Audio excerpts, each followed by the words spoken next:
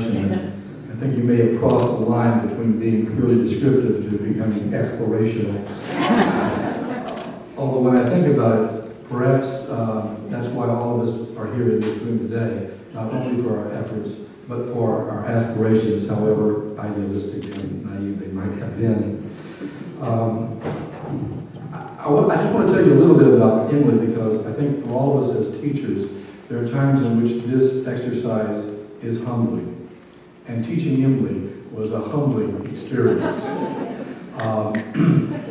I went into an honors introductory class and offered those students the opportunity to join my laboratory and be paired up with a senior student doing original research. There was one person who took me up on that offer, and that was Emily.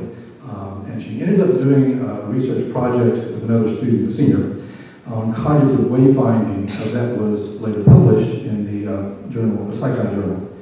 And the interesting thing is that Emily was the first author, and rightfully so, of that article as a freshman student. She's gone on to do amazing things at Cornell. I believe her dissertation won the award for the best of the year in our field, and she's now an assistant professor at NYU. It was a humbling experience. So, with that said, good afternoon, and I can't tell you what a pleasure it is to be here with a room full of people who share in our joy of teaching. Having said that, I realize that I'm the only thing that stands between you and free time as the speaker of the day.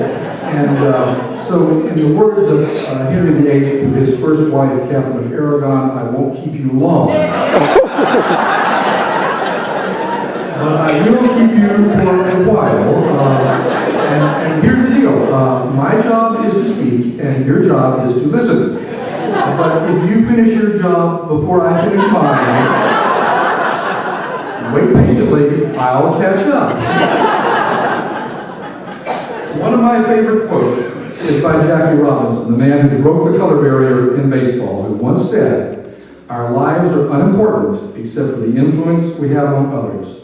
And this is certainly one of the greatest joys of teaching, the difference we are allowed to make in the lives of our students. In my life, three teachers stand out as having made a real difference in who I've become. The first was my junior high school orchestra director, Daniel Bristow. He had a Bachelor of Arts from Juilliard. He had a PhD in music from Columbia. And he was once asked, "Why do you teach junior high school?"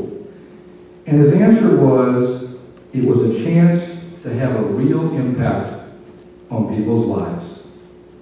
He was a teacher who inspired us to be better than we ever thought possible. Gary Carson, my first psychology teacher and mentor at Weber State College, taught me how to become involved in students' lives beyond the classroom, and he remains a close friend to this day. It was Gary and his wife Luann who took me in and gave me a place to live when I ran short of money at the end of my freshman year.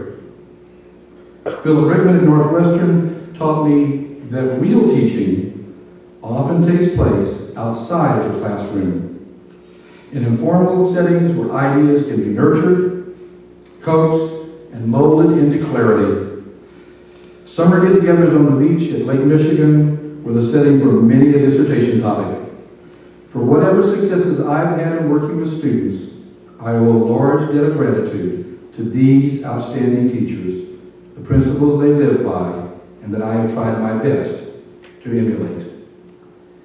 In 1901, the psychologist Hugo Munsterberg wrote that the difference between high school and the university is that in high school, the role of the instructor is to provide the student with a good understanding of the knowledge base, while at the university, the professor must teach the student to critically evaluate that knowledge base and master the skills to extend it.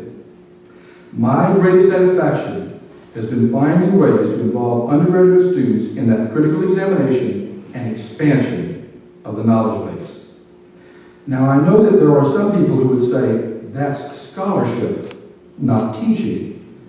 And I know that there are folks that are pretty convinced that they're two different things. I am not. To me, they are different words for a very similar process that is at the heart of teaching and learning, the process by which we come to understand that which we did not understand before. Harry Kirk Wolff is arguably one of the most important psychologists and educators of the early 1900s.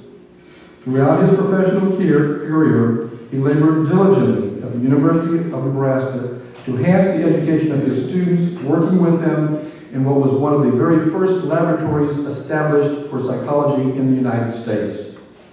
Wolff received no credit for his lab work, and neither did his students. Yet enrollment in these courses continued to mushroom. A student once remarked that they were willing to venture the work for the sake of the zest. That's aspirational. Like Wolff, the greatest joy I have in teaching is the process of mentoring undergraduate research. Of the many projects that I have mentored over the years, my students and I have very similar goals: to discover that which we did not know before. We tend to avoid replications and extensions and often take risks in examining little known, or at least little written about, research topics.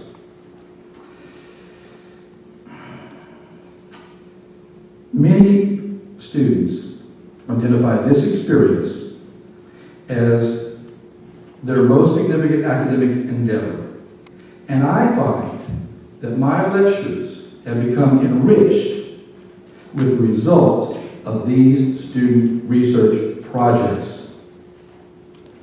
And don't think that doesn't affect the current students' attention. It's pretty cool to realize that fellow students can contribute to the knowledge base. John McCormick once wrote, "Being an educated person is not all about precious you.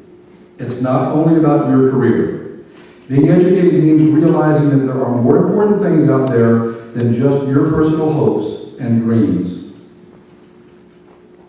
To the extent that your life is all about you, you won't have lived it." Over the years, I've had the pleasure of teaching many students that demonstrated this spirit of generosity and concern for others. I want to tell you about one. Her name was Marcy Rust. She was an honor student, and she was bright and capable, but it was in her interactions with others that she was truly impressive. In the process of conducting an empirical research project with a team of, shall we say, somewhat less capable students, she took it upon herself to make sure that every member of the team was able to learn and grow throughout that group project. When someone was lacking in ability, she filled in and educated. Where another lacked motivation, she worked to convince them of the importance of the effort. None of us have arrived where we are today without folks like that supporting us. I just take a moment to recognize some of the people that have supported me, my family, represented by my wife and son here, my friends, the Dawsons and the Schnotzens, and a very supportive administration. Chancellor Christensen and Vice Chancellor Weissett and Doug Rice, and Dean Ricehead. I'm grateful to all of you for the support over the years. I would like to close with another of my favorite quotes. It's by Charlene Sumulis. She is the principal of Holy Trinity High School in Chicago, and she once said, "We hope that during their time with us, our students gain an understanding of what it takes to live a worthy life, that they understand what injustice is and will work to correct it, that when they see those less fortunate, they assist them, that they reach out to others in need even when they themselves are struggling, that they give generously of themselves and their talents. Above all, we hope that they help those with whom they come into contact to see the value of an educated heart." As a teacher, I think my greatest satisfaction comes when I'm able to help students see the value of an educated heart. Thank you.